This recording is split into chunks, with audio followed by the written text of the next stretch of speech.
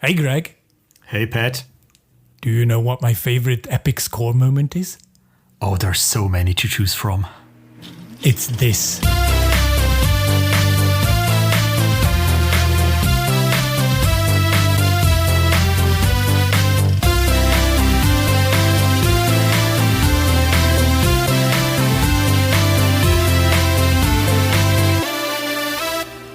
Welcome to Passion of the Geeks, the show in which two friends and fellow geeks talk about geek and pop culture and everything else we enjoy.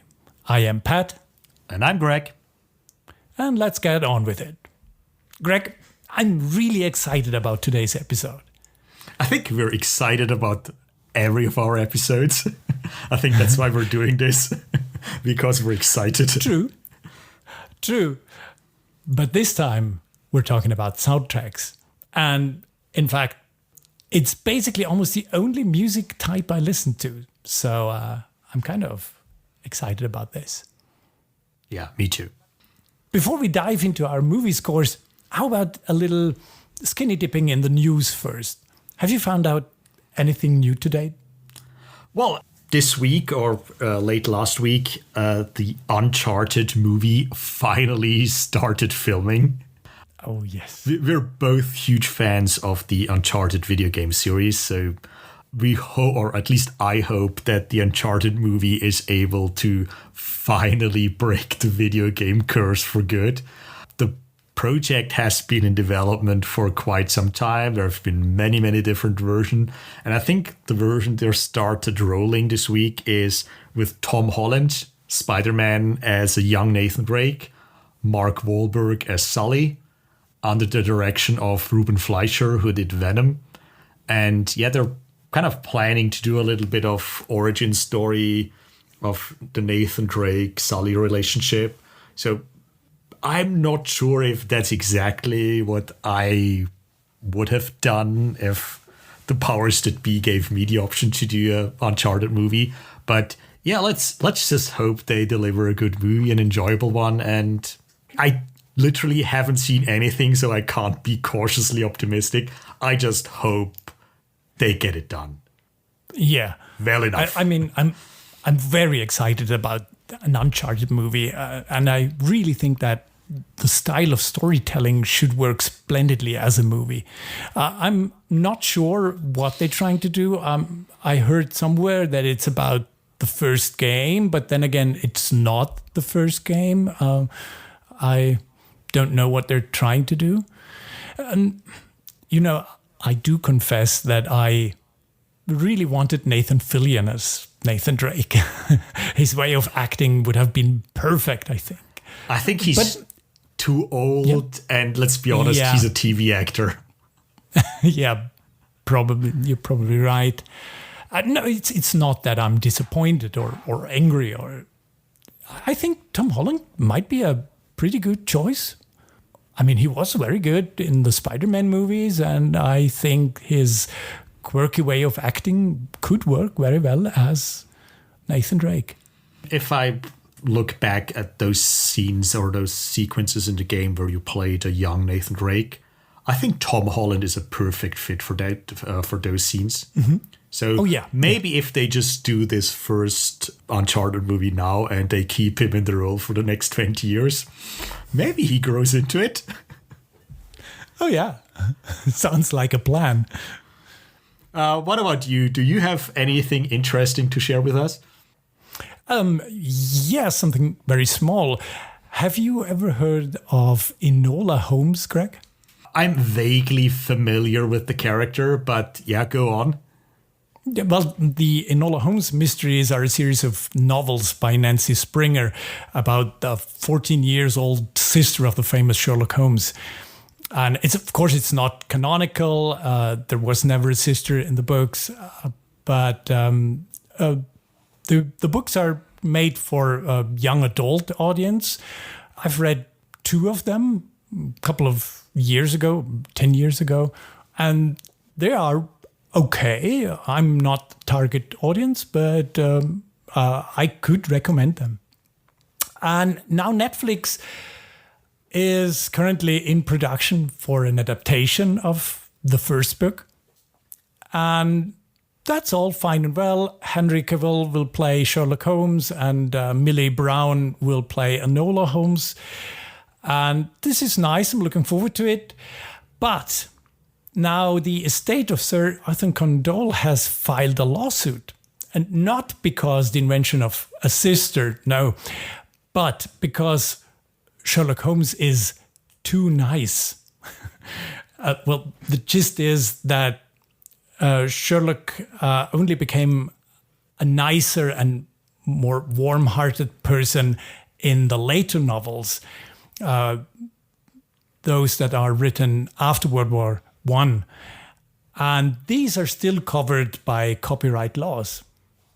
And now they're suing them, which I think is a very interesting kind of making money. I think copyright laws are just so broken. Copyright laws are strange sometimes. And, I kind of understand where they're going, that they think if there are too many things that are different from the Sherlock Holmes that we all know and love, then there will suddenly be more than one incarnation of Sherlock Holmes. One is nice, one isn't.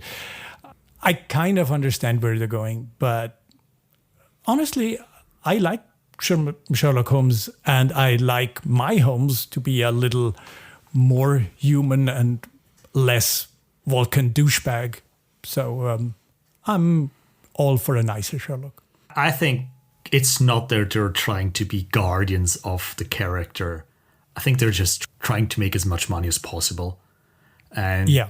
And when I said that copyright law is broken, I mean, the Sherlock Holmes character is in the public domain. And I think everyone should have the opportunity to play with him if he or she wants to. Mm. And yeah, if he's a little bit nicer and that's in the later novels those are still under copyright law, I mean, sorry, if that's the only way you can make money today, get a real job. It's the same for all these bigger companies and Disney, for example, and whatever. Disney made their money with using royalty-free public domain characters, and now they're in the process of extending copyrights for 1,000 years or whatever, and it's just bad for creativity overall. Yeah. So if a character is, let's say, older than 50 years, I mean, obviously I'm not advocating for piracy and stuff like that, but I think the world is big enough for more than one Sherlock Holmes, big enough for more than one James Bond and things like that. So let other people play with those characters. I agree. Yeah, I'm still looking forward to Enola Holmes. So, do you have some good suggestions what to check out? I spent a lot of time with Netflix last couple of weeks, and there are some really cool new things on Netflix. So I want to recommend a TV show, or a show and a movie. So first of all, the TV show is called Warrior Nun. And it's not as ridiculous as it sounds, but basically it's about a young girl who... She's not really a nun, but she fights together with nuns. And it's kind of hard to explain without giving too much away. I just had a blast with it. I don't know if it's deliberately over-the-top ridiculous or if they're just really honest and just try to deliver something as sincere as possible. And the thing is, I don't care because it's awesome. It's just cool action, silly storylines. And it's just fun. So if you have the time, or if anyone has the time to check out Warrior Nun, it's not the best show ever, but it's just so much fun. And I think we can all use a lot of fun at this moment. And the second thing I want to recommend is actually quite similar. It's also Netflix, The Old Guard. It's the new action movie with Charlize Theron. And I think I just like to watch Charlize Theron kick some ass. And The Old Guard definitely delivers that. It also has a premise that's kind of a little bit spoilery. But there's this one moment, and I had absolutely no idea what the movie was. There's this one moment, 5-10 minutes in, where it's just like, okay, this is going to be cool. It's my second recommendation, and kind of all good things come in three. But the third thing is not on Netflix. The third thing is on Disney Plus. I'm not sure if, have you ever heard of the musical Hamilton? Yeah, I know that there is a musical Hamilton. I've never seen it, though. So Hamilton is on Disney Plus. So a couple of years ago, they recorded actually a couple performances and stitched them together. So they recorded Hamilton on stage, and Disney bought it, and they wanted to release it next year. But because Broadway's closed and the whole pandemic thing, they decided to drop it early. So on the 3rd of July, actually, Disney Plus dropped Hamilton, the musical, and it's just awesome. I was lucky enough to see it live on stage in New York, and watching it on Disney Plus kind of brought back some memories and gave me a new opportunity to dive into it a little bit deeper. And I just have to say, it's probably one of my favorite musicals. And it's just a really, really good piece of art. So, yeah, if you ever have the chance to check it out on Disney Plus, do it. It's awesome. Hamilton on Disney Plus. I will certainly do that. Yeah. It sounds interesting. Also, Warrior Nun, the premise alone is worth checking out, I think. The trailer looks awesome. Yeah, so it's pure fun. Pure fun. Yeah. What about you? Anything you want to recommend? As you know, I'm a huge fan of old movies, and especially of old fantasy and science fiction movies from the 60s, 70s, 80s, and so on. And recently, one of my coworkers who knows that asked me to recommend him a cool old sci-fi movie. And because I was rewatching a couple of Batman episodes from the 60s for our podcast, and sort of was high on 60s campiness at the time, I immediately recommended one of the campiest science fiction movies of all time, Barbarella, Queen of the Galaxy. Have you seen it, Greg? Yes, I have, obviously. It's a really great piece of movie history. It's based on a French comic by the same name, and it's released in 1968. It stars a young and very beautiful Jane Fonda as a, what do they call it, a 41st century astronaut, in very revealing outfits. Definitely not a movie for kids. So I recommended that one, and he thought it was a great movie. So yeah, that would have been my question. Did you like it? Yeah, he really liked it. He was a bit surprised about the evil character called Duran Duran, and I told him, yeah, that's where the band's name is from. So he was like, well, what? I kind of prepared him a little bit so that he wasn't flabbergasted by the first scenes, but he really enjoyed the movie. And I mean, I wouldn't say it's a good movie in the sense of that the plot and characters are well thought out, but with the right mindset, the movie is a lot of fun. Yeah, I think so too. I mean, it's all those 60. I mean, does it count as one of those exploitation movies in a way? Kind of. Some people say it is. Yeah, but kind of, if you're in the right mindset, those movies are a lot of fun. And indeed. If you're not in the right mindset, switch off after 2 minutes. So, but yeah, once you've seen naked Jane Fonda. Yeah, probably. I mean, that's always a good start. But I think that being said, it's sad that they don't really make movies like that anymore, or at least not that often. Mm-hmm. And I would say kind of with Old Guards and Warrior Nun, it's obviously not the same thing. Things like that are probably the closest we get to those movies today. Mm-hmm. Because, I mean, even though they're vastly different, I think there's a little bit of a similar sensibility in them. It's just, yeah, let's do this crazy thing. Let's just have fun with it.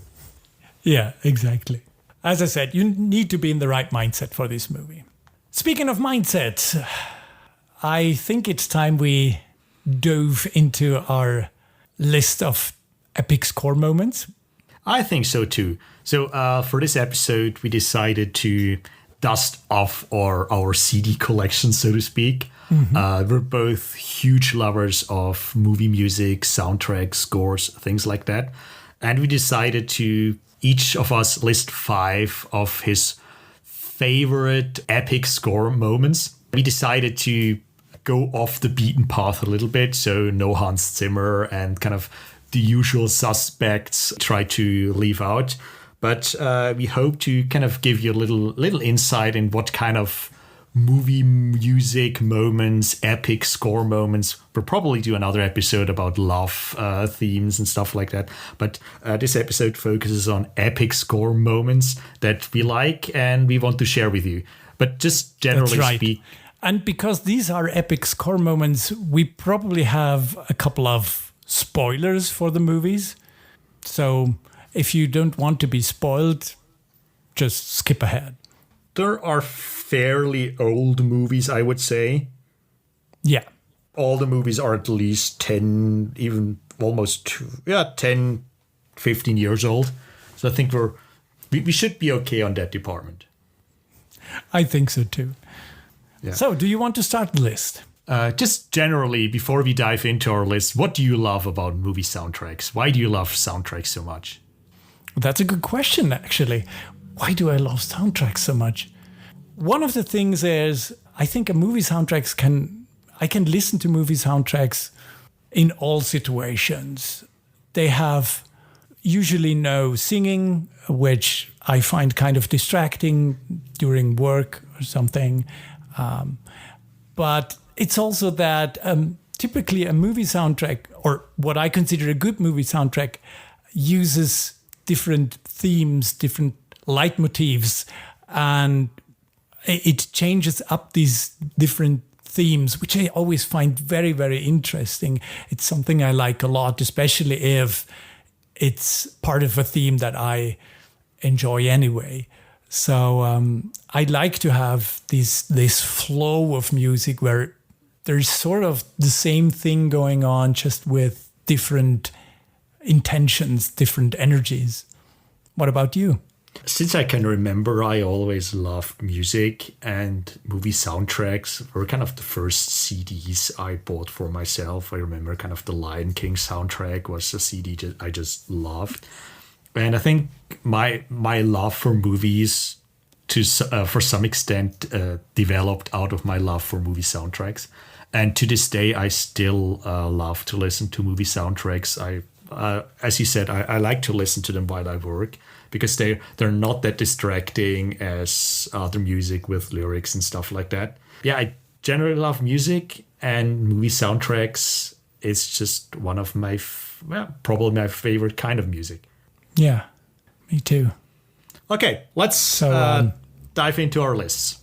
My first choice is The Last Starfighter, main theme by Craig Savan.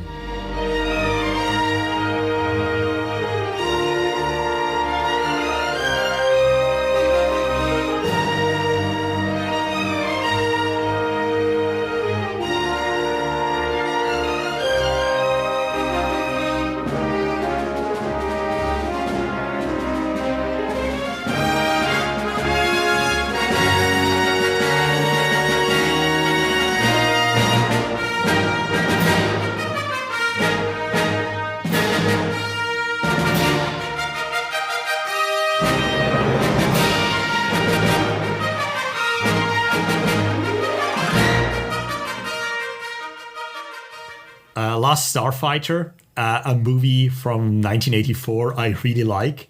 And this main theme, it's just a perfect call to adventure. I'm not sure if it's too similar to the Star Wars theme, or you can kind of hear a little bit of that space adventure in there.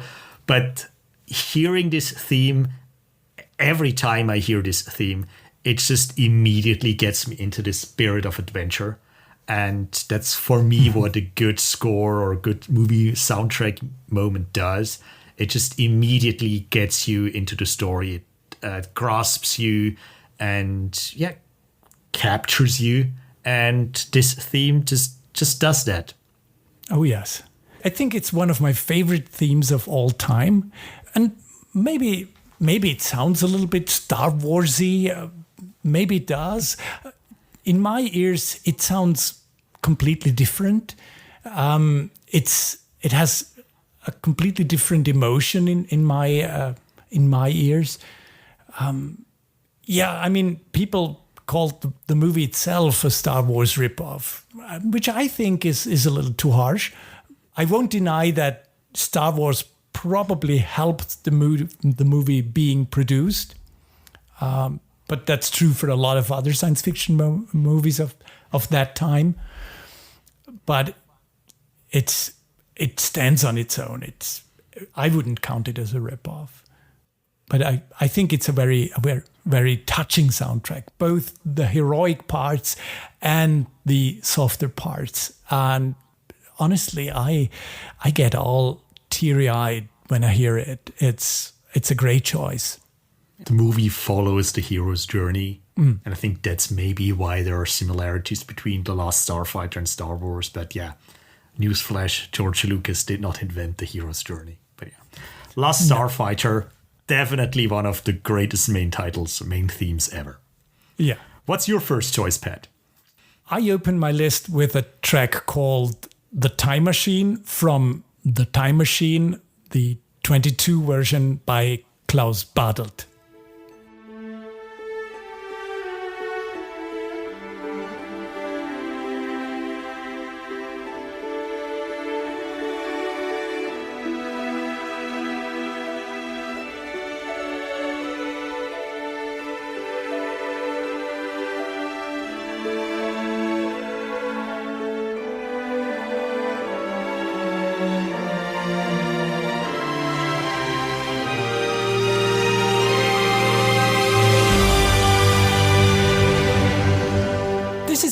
One of my favorite movie scores.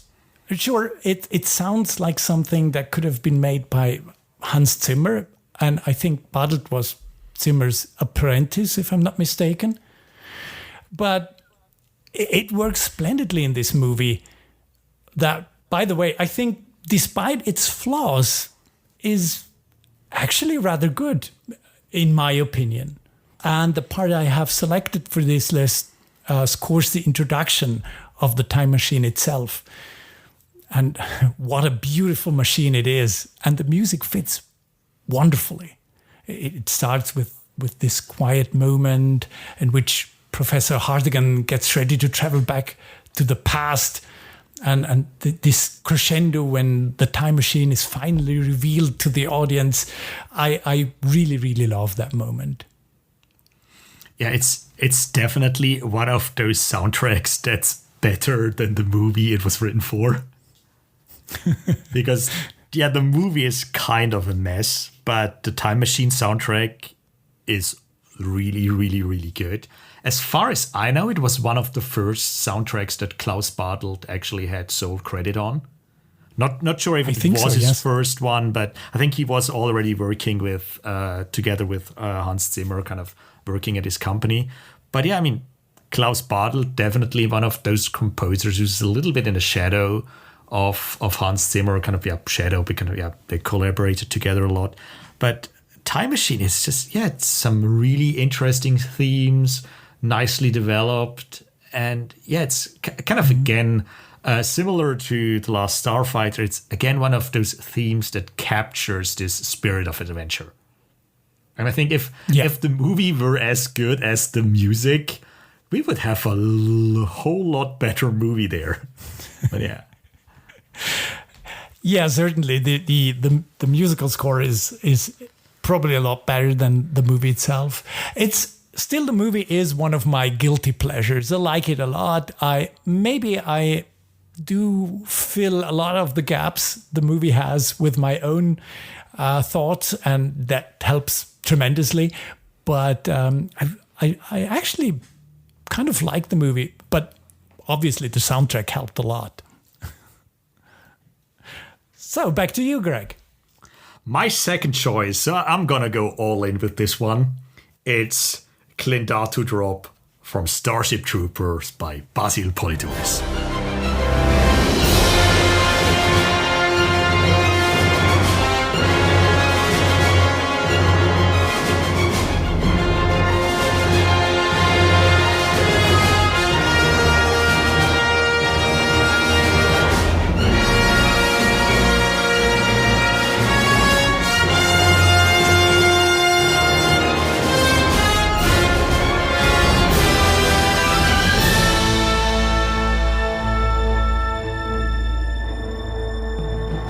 Do you love Starship Troopers as well, Pat?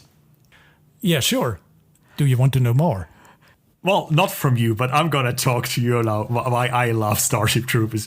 It's just one of those movies that, I mean, have you read the book as well? No, sadly I haven't.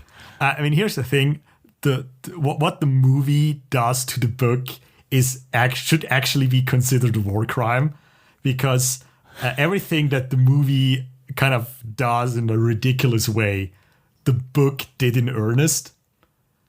But here's the thing, I love the movie so much more for that. And this Clendato drop, or kind of this moment from the soundtrack, kind of exemplifies why I love this movie, because they're going all in. The movie accompanies the attack on the bug homeworld by the humans. And it's so over the top, heroic, this march-like action theme. It's just, if fascism had a main theme other than something the Nazis played, I think this would probably be it. And I mean, it's just, yeah, they go all in with it. It's so ridiculously over the top, but it's just catchy. I think that's how fascists get you, by kind of these catchy tunes that kind of rile you up and make you squash some bugs. Yeah. Well, I mean, it has been a couple of years since I've last seen Starship Troopers, but when you mentioned Clendato Drop, I immediately got goosebumps. The soundtrack pumps as much as these soldiers are pumped. Very heroic. But, and this I think is cool, within these heroic tunes, there are these couple of off moments in the soundtrack. I cannot describe them more sophisticated than that. It's just these kind of queer tones. And then when everything goes foobar, there is no more music. And it's great. Yeah. It's awesome. I mean, it's Paul Verhoeven. He definitely knows what he's doing. I mean, RoboCop, also scored by Polidoris. Total Recall was also scored by Polidoris, wasn't it? Or was Total I think so. Wasn't RoboCop? RoboCop was definitely. I'm not sure if Total Recall. I think Total Recall was Polidoris as well, or was that Goldsmith? No, it was Polidoris. And our listener will correct me if I was wrong. I think it was Polidoris. So yeah, please leave a comment. He's definitely one of the really cool composers. Or Hunt for Red October, another score of his. That's really good. But yeah, for me, Clendato Drop will always be the greatest piece of music Basil Polidoris ever composed. Yeah, it just gets me into the mood for fascism. Which is probably something I shouldn't say, but yeah, probably someone gonna cut this out and ruin my life with it at some point. But yeah, but if that isn't a compliment, I don't know what is. Yeah, that's definitely a compliment. What about you? What's your second choice? My second choice is, again, something that has to do with space. We're kind of remaining in space, but we're not dropping to Clendato. We're dropping down to Earth. My next pick is the track titled No Following from the 1999 animated movie The Iron Giant by Michael Kamen.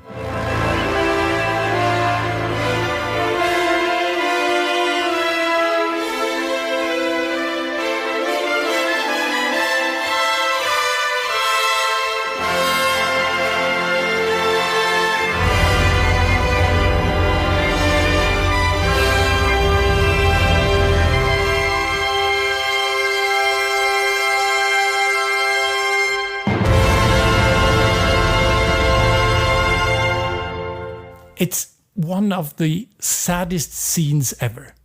A paranoid government official has just launched a nuclear missile to destroy the Iron Giant, a 50 feet tall humanoid robot, apparently designed as an alien weapon. The problem is, he is standing right in the middle of a town where he just where he just showed how gentle he is by saving 2 boys. And while the missile flies towards the town, the giant tells his 9-year-old friend Hogarth that he needs to go and he doesn't want Hogarth to follow him. Cayman's music emphasizes Hogarth's sadness so well, but then it swells to heroic theme because this is what the Iron Giant has decided he wants to be. He is not a weapon. He is Superman. It's such a powerful scene, and it's very, very splendidly scored with no following. Yeah, I mean, there's not a lot to add there other than The Iron Giant is one of my favorite movies. It's written and directed by Brad Bird. It's just a wonderful animated movie, and the score by Michael Kamen just it pushes all the right buttons, and again, it's one of those scores that takes you on a ride and gets you in the right mood. And Michael Kamen is definitely one of the greats as well. Looking at his filmography, Die Hard, Robin Hood, Prince of Thieves. My favorite score of his is actually Mr. Holland's Opus. Okay. Very small movie that has just a wonderful score. The Iron Giant, I think it's probably one of those few perfect movies that are out there. There's nothing wrong with that movie. Exactly. I recently watched it with my son, and he was in tears in that scene, and actually so was I every time. If I remembered correctly, it's kind of one of those early movies where Vin Diesel started his career in voicing animated characters with only a few catchphrases. He had even a little bit more to say than in Guardians of the Galaxy, but not much. Not much, yeah. Maybe that's the only thing that's wrong with the movie, that Vin Diesel has too much to say. Exactly. But no, actually, no, I'm taking that back. He's actually doing a really good job voicing the Iron Giant. He's actually doing a really good job. Yeah, definitely. So, what's your next pick? My next pick, going away from the whole sci-fi area there, but something almost more epic because of it. It's St. Crispin's Day from Henry VIII by Patrick Doyle.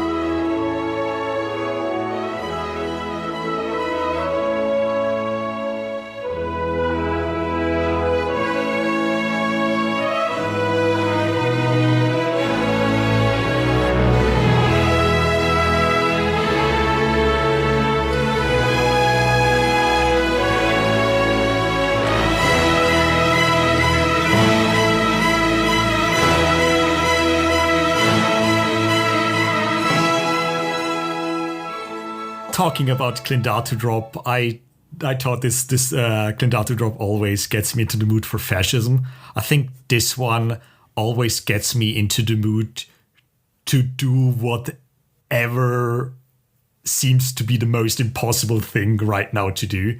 It's this soaring theme, this kind of soaring melody that accompanies Ken Branagh giving a speech to the soldiers, which is basically, let's go to war and let's die together.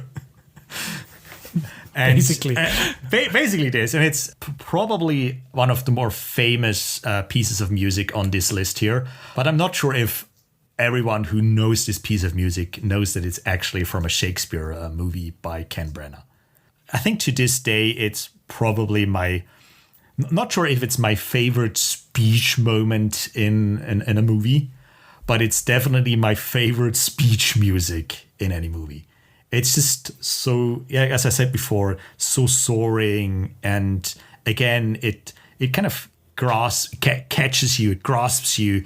And you just feel this, not this spirit of adventure, but this, yeah, we're going to do this together. We're going to rise to the challenge. And we're going to, in this case, go into battle. And we don't know what tomorrow will bring on this St. Crispin's Day.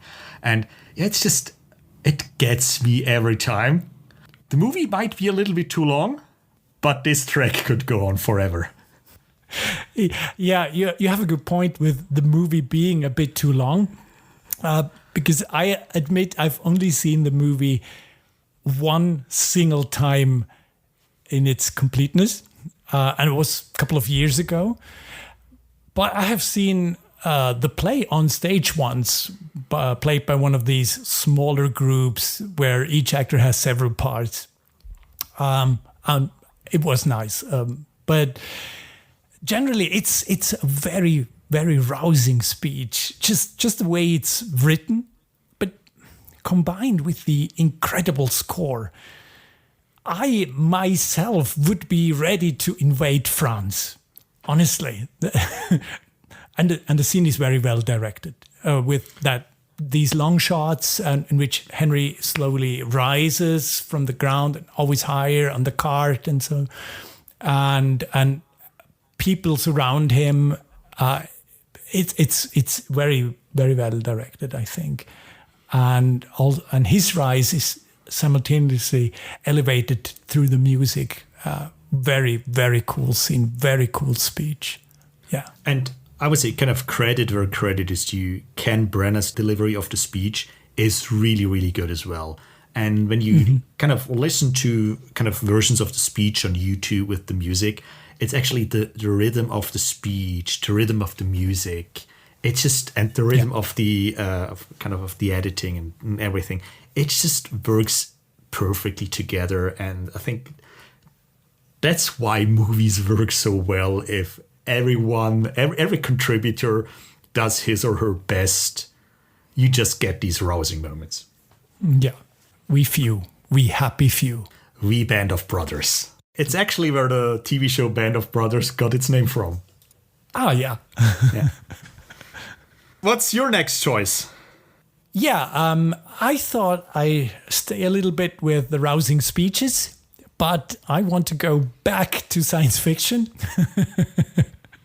Maybe not quite as epically written, but no less rousing. It's the President's Speech from the 1996 blockbuster Independence Day by David Arnold.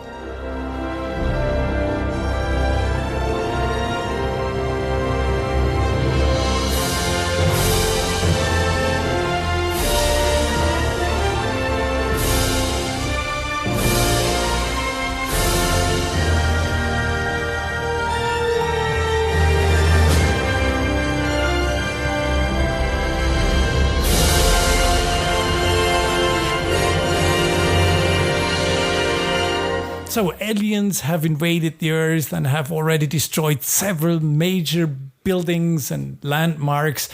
But the president just lost his wife. But there's a light at the end of the tunnel. They may have found a way to deactivate the aliens' shields, and now it's time to lead a counterstrike. And in this incredible scene, Bill Pullman, as the president, gives this speech to, well, mostly to his men, but also, if I remember correctly, to the whole world. And there is this soundtrack, the music that's coming with it. And I mean, people may complain that all the way that, again, Americans save the day and everything, but Arnold's music elevates Bill Pullman's performance so incredibly well. I am always deeply touched. I would completely agree. Again, the Roland Emmerich, David Arnold relationship actually delivered some really good soundtrack moments. Yeah. David Arnold also composed music for Stargate. And when David Arnold composes for Roland Emmerich, it just worked for me. And especially Independence Day. Yeah, you mentioned it's pure Americana. It's almost chauvinistic to some extent. And the scene with the president, what's his line that from now on for the 4th of July will no longer be just an American holiday and stuff like that. Yeah. Here's the thing. If the music weren't that good, I would probably be vomiting. But because the music gets me into the mood and kind of delivers the right emotions, I'm on board for it. Yeah. And I'm ready to kick some alien butt. But I mean, this is what the music is for, to shape our emotions, and it works very well in that case. And personally, I think Independence Day is an awesome movie. I like it a lot. I like the different characters and what they're doing. It's sure, it's all over the top and it's a lot of pathos, but in my opinion, it works. And I always have a lot of fun watching the movie. It's fun. Independence Day is just fun. Yeah. Yeah. Definitely fun. Then back to you, Greg. What's your next pick? I'm not sure how many people are familiar with this one because I think the movie kind of flopped at the box office. So it's from the track All Aboard from Sahara by Clint Mansell.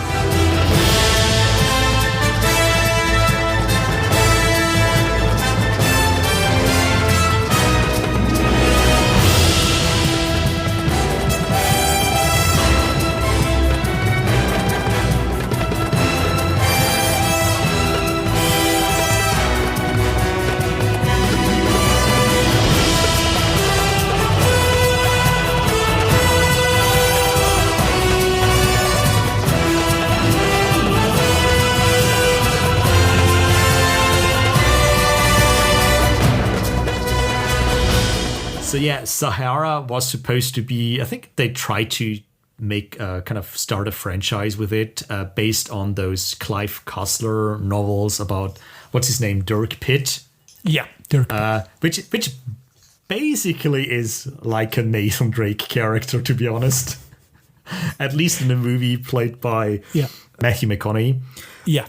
What I really like about this soundtrack, it's this spirit of adventure, but with this James Bond feeling. And it's probably the muted trumpets or whatever, but it's just pure fun. It doesn't really fit with the desert setting or whatever, but it's just over the top action scoring, focusing on the fact that they kind of are supposed to have a main character with charisma and everything. And it's just, let's just go with it. Let's go all in. And just a little side note, I picked the track All Aboard, but when you go through the track listing on the soundtrack, there are actually my favorite 2 track names on any soundtrack album ever. And I know that Michael Giacchino has a lot of fun with the track names, but you can't go better than one track called Hold Tight. And then I think it's the next track, Hold Tighter. I mean, this is just awesome. And I think that's what this soundtrack represents for me. Just pure fun, a little bit jazzy, a little bit James Bondy. But yeah, just go with it. Yeah. I mean, I assume they made the theme not too deserty soundy because they wanted to use it again in the next movies. And I mean, why not? It's Clive Cussler wrote, 10 books or something, or even more.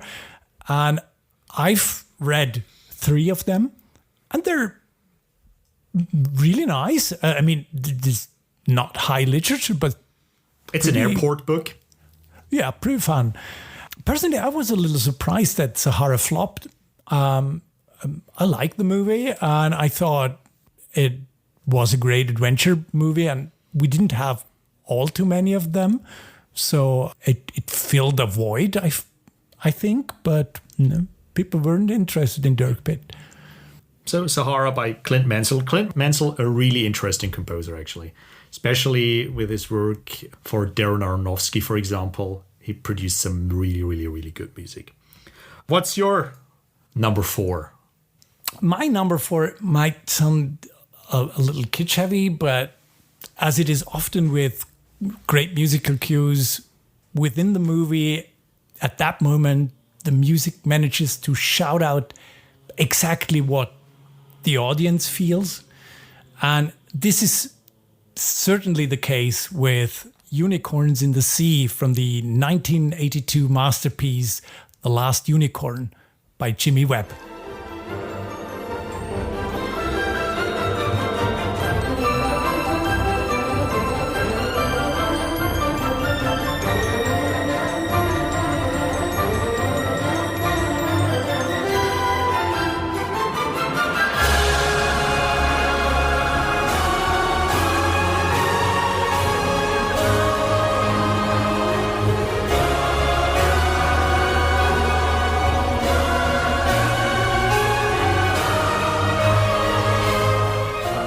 When you hear Last Unicorn, people usually think about the song performed by the band America, but Jimmy Webb wrote such an excellent soundtrack for the movie that each and every track could be on this list, in my opinion.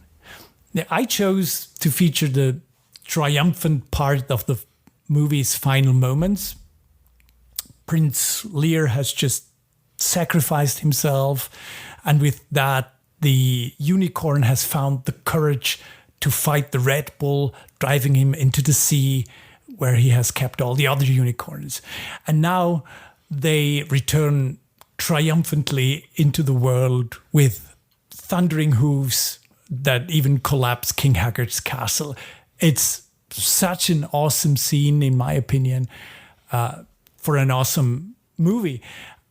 And what I didn't have enough time in our 30-second pieces that we will feature here is that after that, the soundtrack goes back and is again sad because, I mean, the unicorns are back in the world, but at what cost?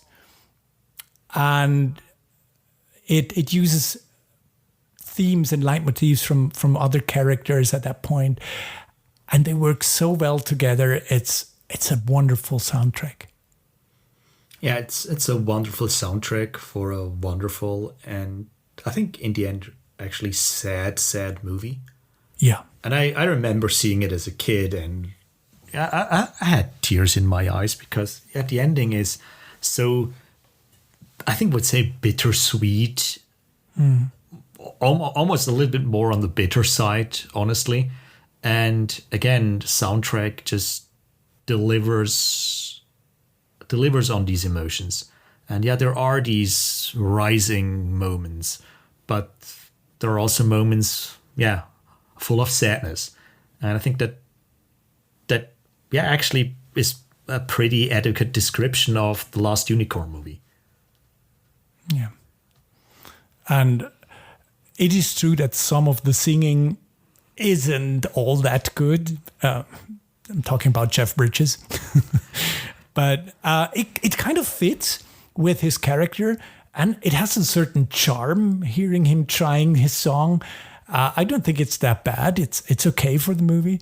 But yeah, some of the singing isn't that good, but still the themes used are excellent. Yeah, and the Last Unicorn song is perfectly okay. Perfectly okay. So, what's your last one? I decided to end on a big one. In a House, in a Heartbeat from 28 Days Later by John Murphy.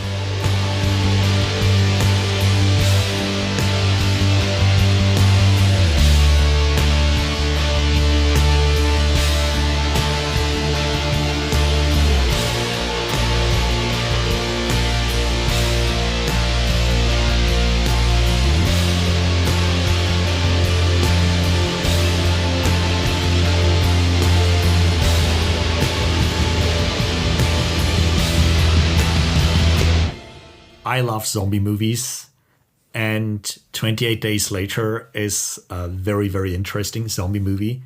And this soundtrack moment here, honestly, just from listening to this music, you don't realize that it's about a zombie movie, because I think this piece of music kind of is a little bit disconnected.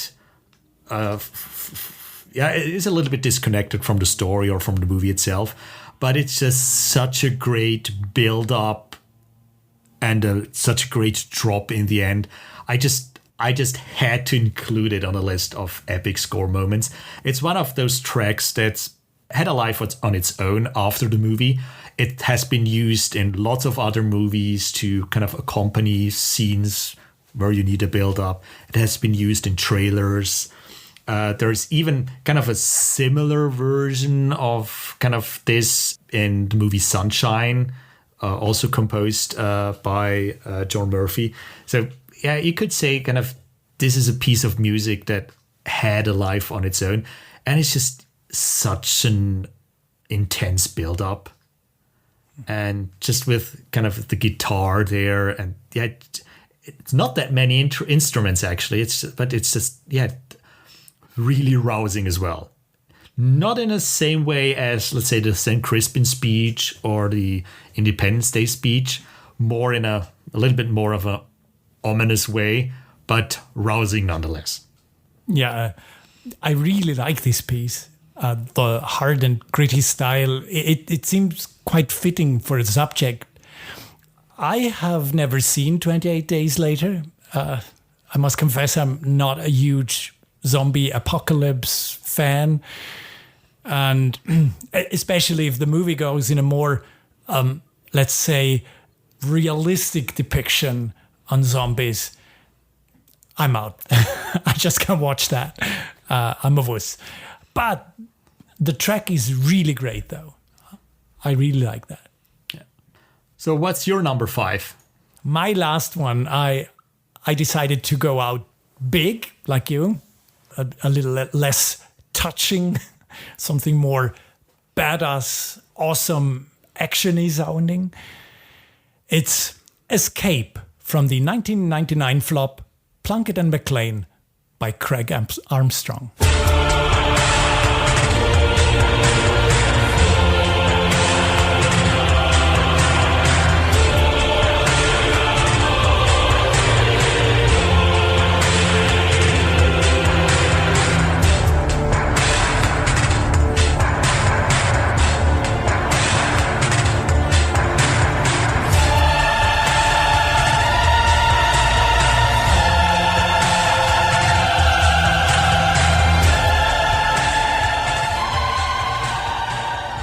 The whole movie actually has an excellent soundtrack, but to me, and probably to everyone who knows the soundtrack, Escape is something special. The track unleashes its full effect when heard together with a previous piece called Hanging. Because at that point in the movie, one of the main characters, McLean, is sentenced to death by hanging, and the music hauntingly enriches the despair of the scenes leading to McLean's dangling from the noose. And then, bam! Plunkett rides in, rescuing his friend, and they escape. It's a very impactful piece. And honestly, I always feel like the action cannot even compare to what the music does. It does not quite reach the intensity of the music, but it's a great piece. I would say so. It's kind of, again, a piece of music that's, if the movie could keep up with the music, the movie would be totally awesome. But unfortunately, movie lags a little bit behind. And for some time, I actually had this track on my list as well. So I'm really glad that you put it on your list, because it's just one of those soundtrack moments that just has a life on its own. You can listen to this piece without watching the movie and you're perfectly fine. And I'm pretty sure that this was used for other trailers and stuff like that as well. because it's just another rousing action piece that kind of captures your imagination as well. Yeah.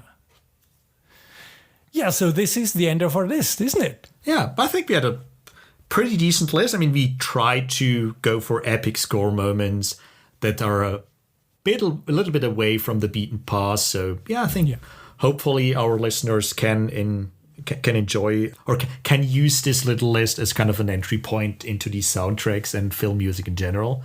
To make this a little bit easier, we compiled a Spotify playlist with these tracks as well. Mm-hmm. So you can listen to the full tracks on Spotify. Unfortunately, The Last Unicorn was not available on Spotify. So you have to find that score on your own. Or even better, just watch the movie. If you haven't done so, that should definitely be on the list. Do that. So yeah, that brings us to the end of our episode. Just one thing we wanted to mention today. Not sure if everyone noticed, but yeah, we talked about soundtracks this episode. And yeah, last week or almost 2 weeks ago, one of the great movie composers passed away. I think it was Monday last week that Ennio Morricone died. And he was definitely one of the greats. His Western scores, kind of especially his music for Sergio Leone, is just, it's probably going to be music for eternity that people will listen to for a long, long time. So, we wanted to end this episode with kind of a little nod to the maestro. Instead of our epic theme music, we're going to play some Ennio Morricone for you. And just to keep the theme for this episode a little bit, we decided to go with a piece of music that is a lot better than the movie it accompanies. So we end this show with the main theme for Mission to Mars by Ennio Morricone. And yeah, that's it for this week. Take care. It was nice talking to you, Pat. Likewise. See you next week. Rest in peace, Ennio Morricone. Rest in peace.